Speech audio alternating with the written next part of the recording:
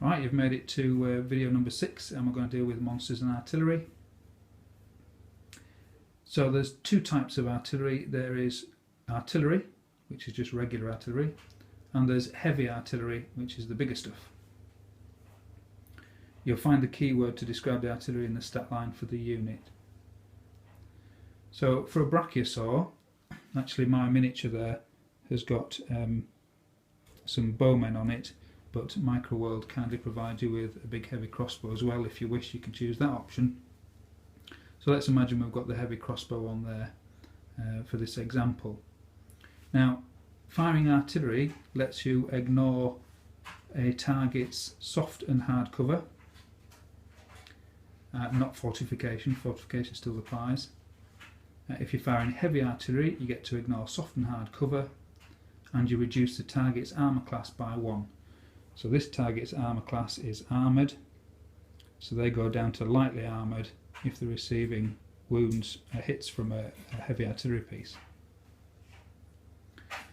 So let's say our brachiosaur wants to fire on our simian cohort. Now our brachiosaur statistics for shooting his artillery is a 2/6, which basically means that 6 is the maximum range, and anything under half range you get 2, anything over half range you get 1. So he's under half range, so we get 2 dips, and we get the dip bag, or we roll the dice depending on which method we want to use, and I dip for 2, and we get 1 hit, 1 miss. Ordinarily simian cohort would negate that 1 hit, but because it's heavy artillery they have to take it because they're down to light armour classification, so we put the 1 hit on there. Alright, simple enough, straightforward. So that's artillery. The other thing is we need to look at is monsters and the differences in monsters that we might find on the battlefield.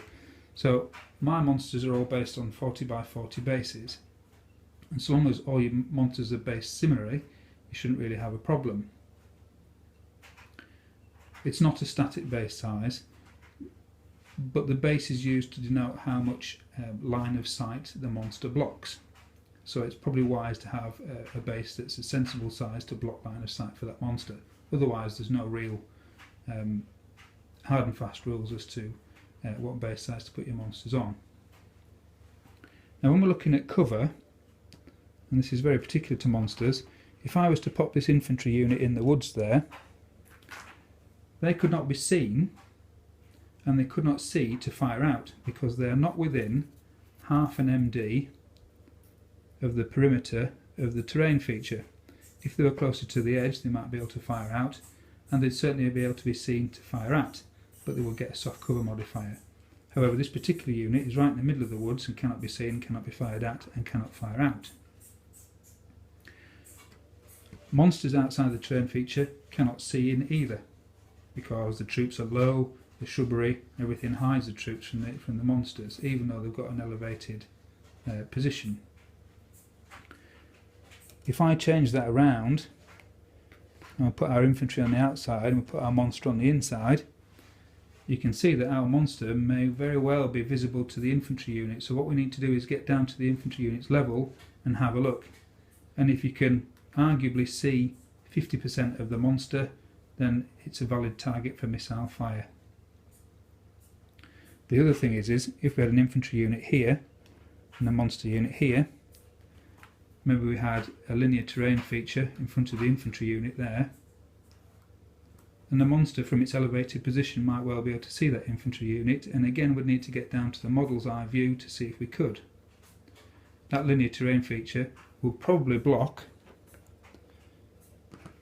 infantry line of sight.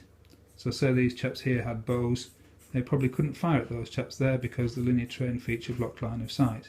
However, the elevated position of the monster lets it see that infantry unit over the linear terrain feature, and therefore it's a valid target. There's very clear rules for this in the book, and hopefully that just goes a little way to explaining the differences between monsters and some of the effects of the different classifications of artillery. So well done guys. Next video is video number 7, and I'm going to look at magic.